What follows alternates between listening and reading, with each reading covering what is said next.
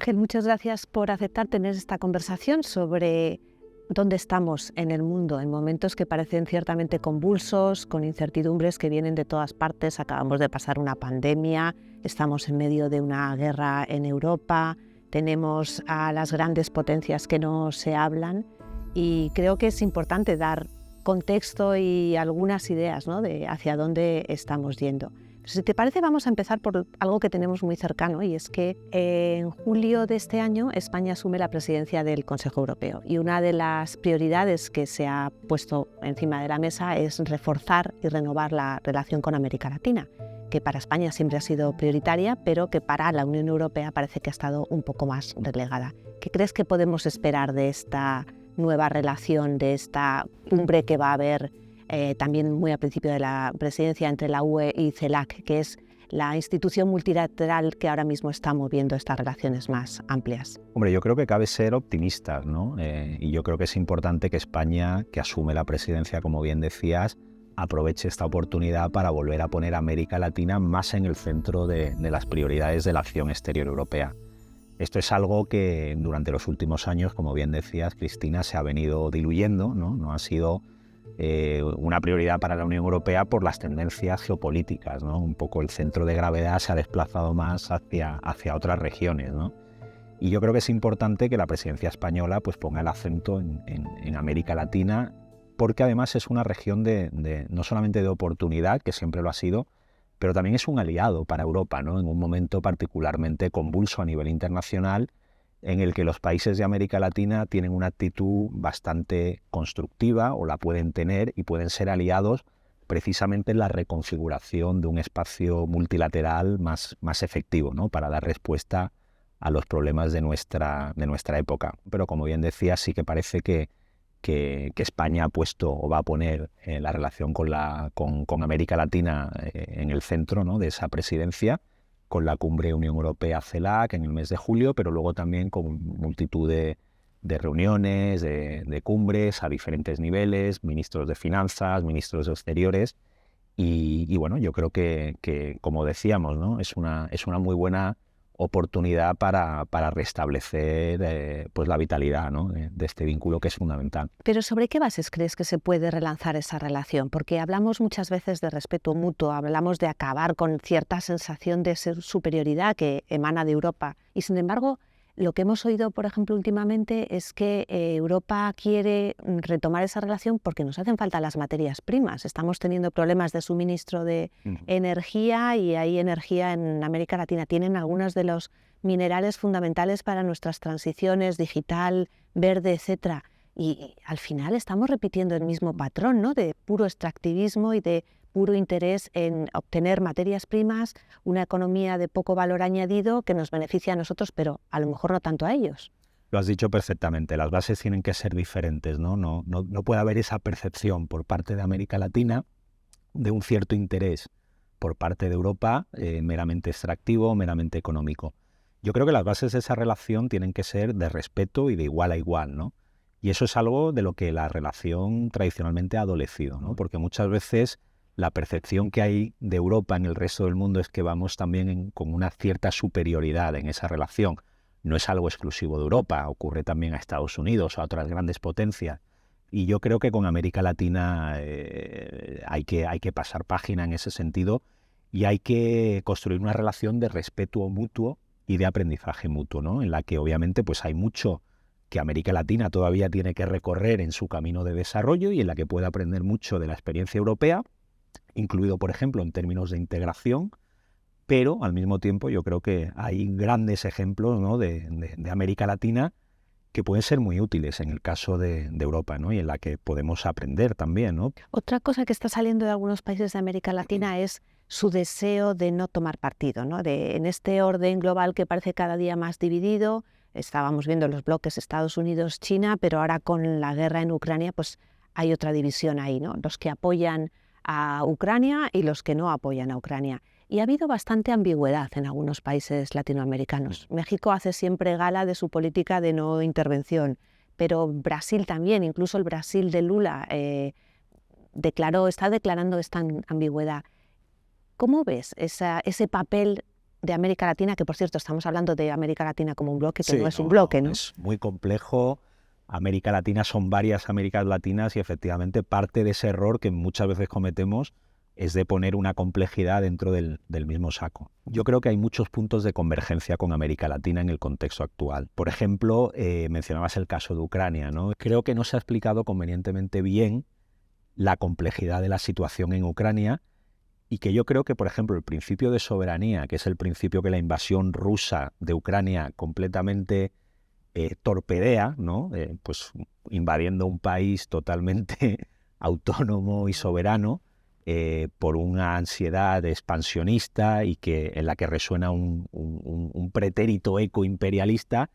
Yo creo que eso, si se explica bien y si se comunica bien, resuena bien en América Latina, ¿no? Si apelamos a ese principio para entender la crisis en Ucrania y construimos un poco la aproximación hacia la situación en Ucrania sobre ese eje, ¿no? Del respeto básico de la soberanía, de la seguridad internacional y de las leyes más básicas del derecho internacional, yo creo que ahí tendremos un punto claro de convergencia.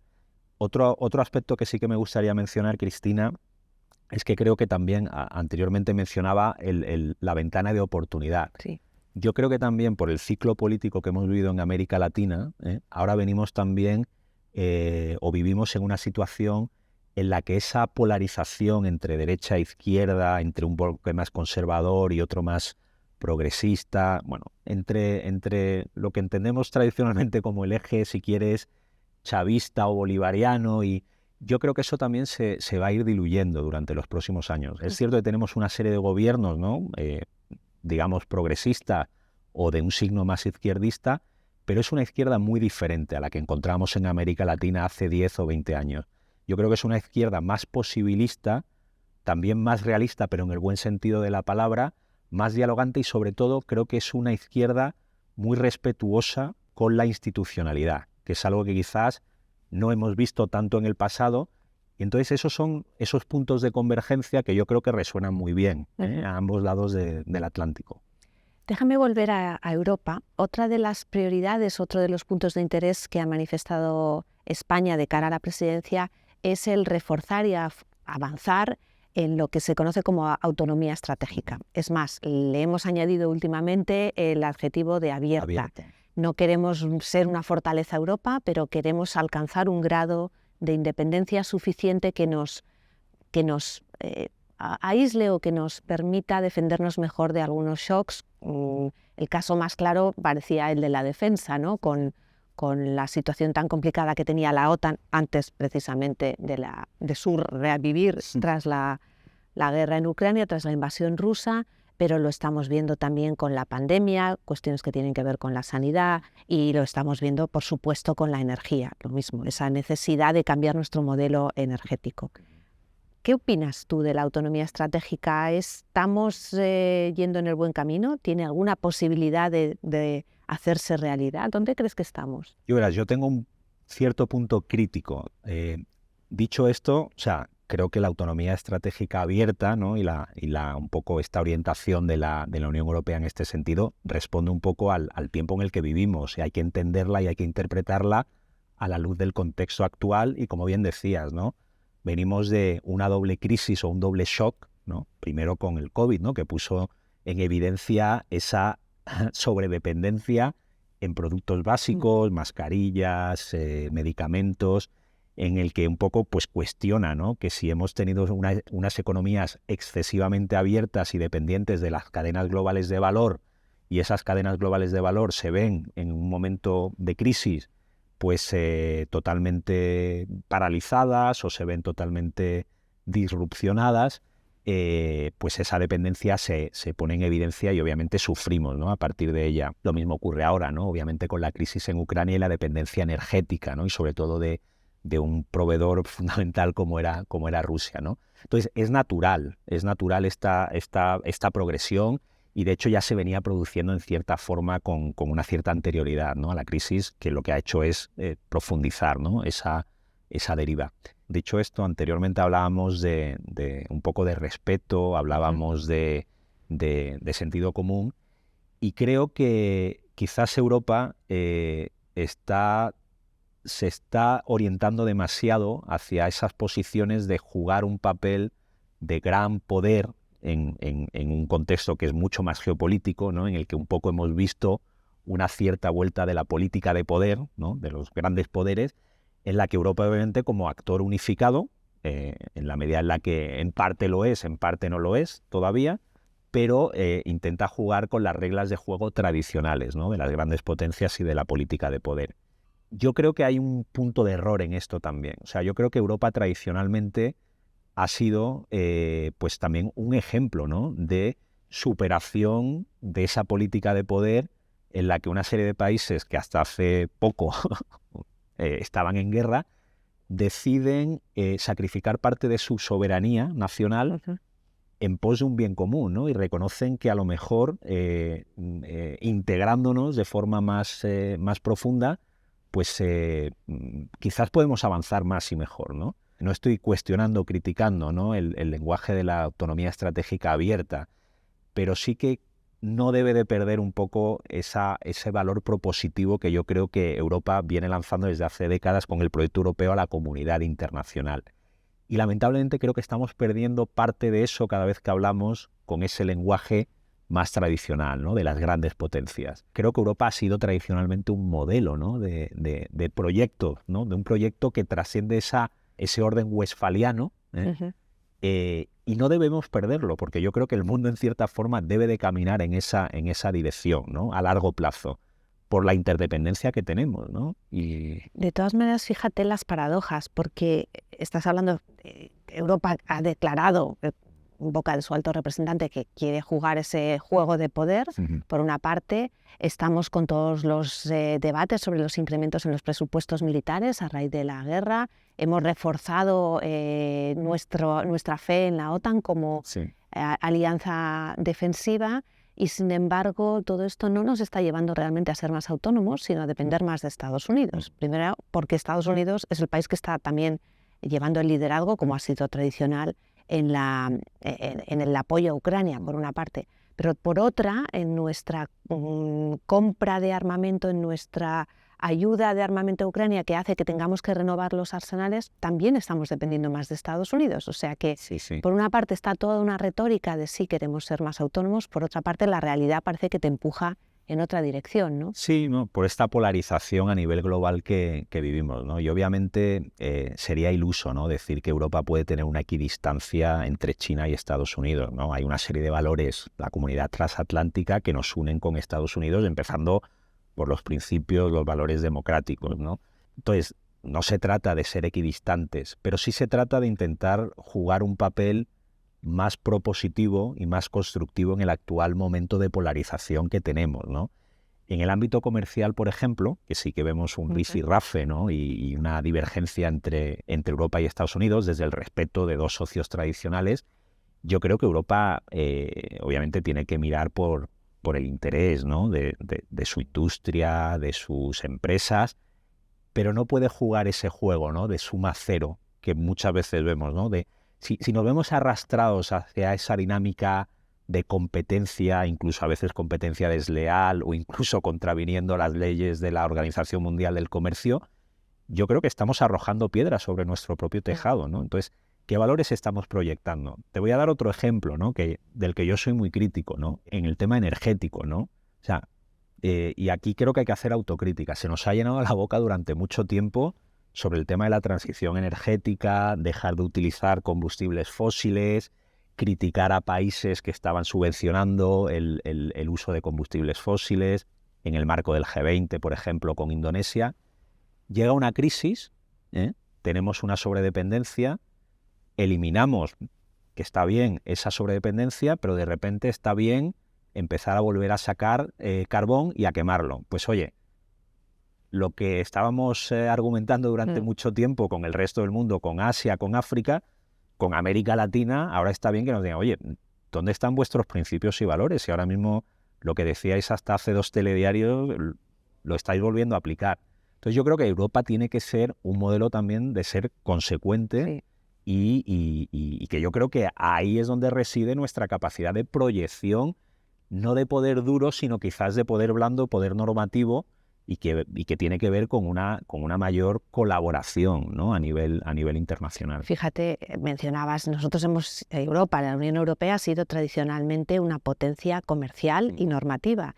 Y sin embargo, otra de las paradojas que estamos viendo en esta reacción, tanto frente a la competencia con China como con la necesidad de reforzar la lucha contra el cambio climático, etcétera, en Estados Unidos, es que están introduciendo medidas proteccionistas. Totalmente. Medidas que excluyen a terceros países, medidas que impiden exportaciones, etcétera, etcétera. Sí, es verdad, amparados en el control de la tecnología, ¿no? Amparados en la necesidad de que los competidores no avancen al mismo ritmo que pueda avanzar la potencia americana, pero al final estamos yendo en contra de nuestros propios principios. Cristina, es esa doble moral la que nos hace mucho daño a nivel internacional, a Europa como potencia en sí, ¿no?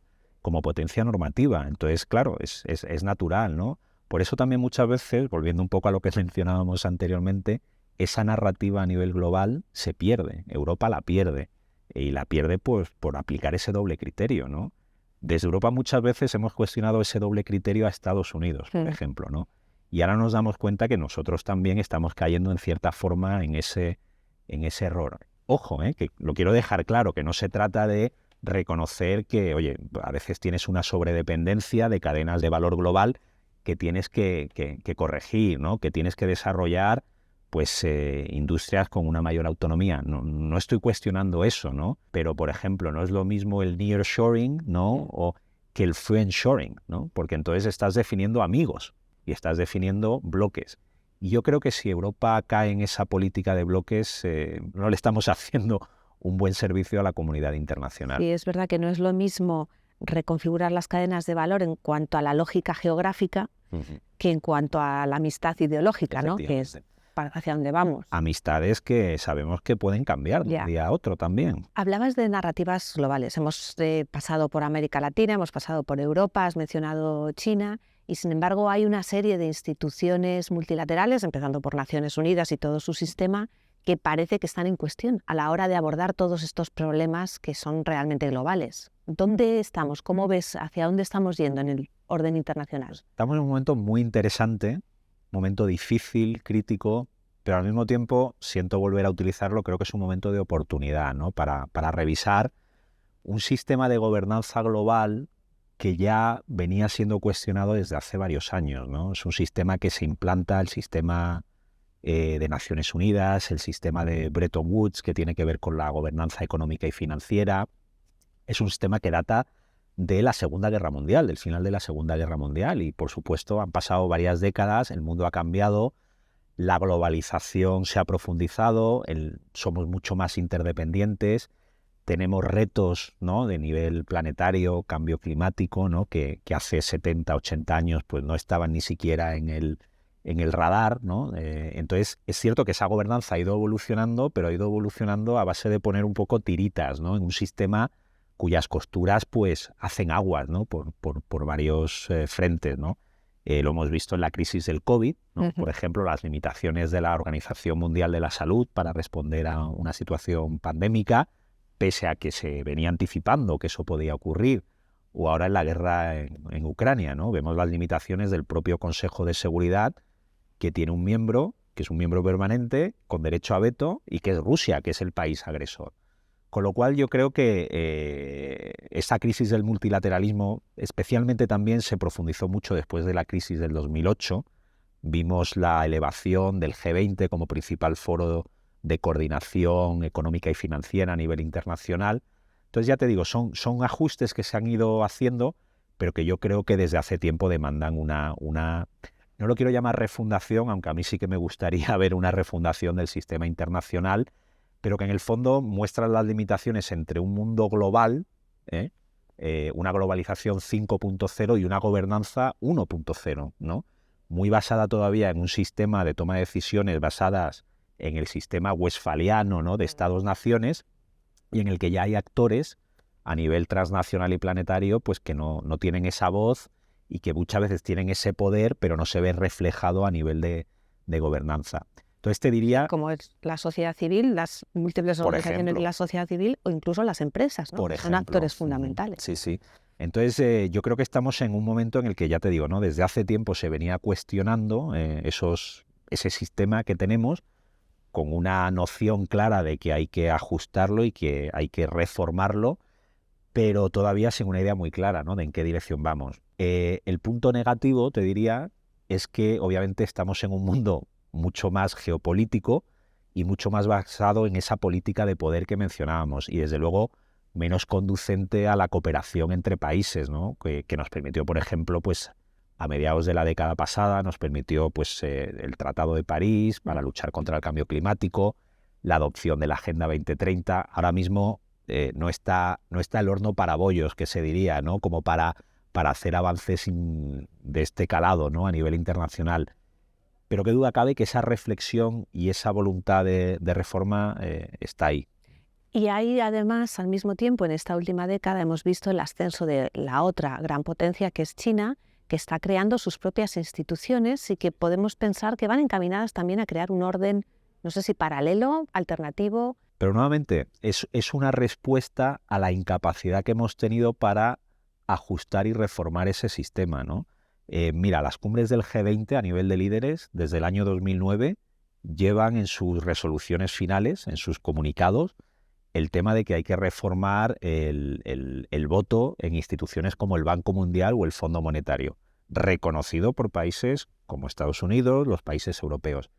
A efectos prácticos no se ha avanzado en ese sentido, con lo cual hay que entender, ¿no? Que de repente pues, países como China, y China es solo la punta del iceberg, te quiero decir que tenemos también a Brasil, Sudáfrica, la India, que este año tiene la presidencia del G20, también reclamando un mayor peso en esas instituciones, porque ese mundo de posguerra que mencionamos no lo refleja, ¿no?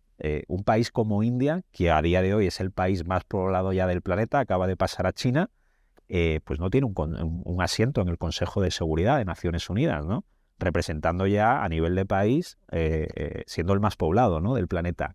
Entonces, estos son estos ajustes que podemos tomar dos tipos de aproximaciones, ¿no? Una es de seguir poniendo tiritas, pero el barco sigue haciendo aguas, o de verdaderamente unirnos como comunidad internacional, superar esas diferencias y esa competencia que mencionábamos y verdaderamente, oye, pensar qué instituciones a nivel global necesitamos para hacer frente a los retos que tenemos como, no ya como países concretos, sino como humanidad en su conjunto. Y déjame terminar con el papel de la educación en todo esto. Ahí, fíjate, sí que tengo un punto más de optimismo, ¿no? Creo que las nuevas generaciones, de una forma u otra, también son generaciones más globales, ¿no? También a través de la propia tecnología y de la conectividad, ¿no? Y creo que hay una mayor conciencia, ¿no? Lo hemos visto, ¿no? Al final, por ejemplo, en la lucha contra la acción contra el cambio climático, hemos visto el ejemplo, ¿no? De los jóvenes que dijeron, basta ya, ¿no? Precisamente, ¿no? Nuestras instituciones, nuestros gobiernos no están dando respuesta a este problema que corre el riesgo de cargarse el planeta en el que nosotros como generación futura queremos desarrollar nuestras vidas, ¿no? Entonces yo creo que ahí la educación es fundamental. Lo que tenemos que hacer es más pedagogía sobre esta ciudadanía, si quieres, global, ¿no? Saber que podemos ser ciudadanos de España, podemos ser andaluces, podemos ser madrileños, podemos ser de tu pueblo podemos ser europeos y estamos muy orgullosos de serlo, pero que por encima de todo eso compartimos el mismo planeta, compartimos el mismo espacio y que tenemos que trabajar conjuntamente. Y yo creo que veo que en las nuevas generaciones hay una mayor conciencia de la que a lo mejor nosotros teníamos, ¿no? Y que los sistemas educativos también se van enfocando más en esa dirección, o al menos lo venían haciendo. Vamos a ver también cómo este momento tan geopolítico que vivimos y tan confrontacional, espero que no contamine, ¿no? Lo que yo considero que era una tendencia relativamente positiva, sobre la que todavía había que incidir mucho, ¿no? A través de la educación en valores para la ciudadanía global. Pero vamos, la educación es fundamental a todos los niveles, ¿no? También a nivel universitario, pues por ejemplo las relaciones internacionales, ¿no? Como área de estudio y de formación, pues hemos visto un boom, ¿no? Y yo creo que también en estas disciplinas hay que insertar esa óptica global y de comunidad internacional. Pues es una nota estupenda de esperanza, de futuro, de juventud para terminar esta conversación. Muchas gracias por compartir con nosotros y con todos las personas que siguen Insights tus impresiones y tu conocimiento. A ti por la oportunidad, un placer.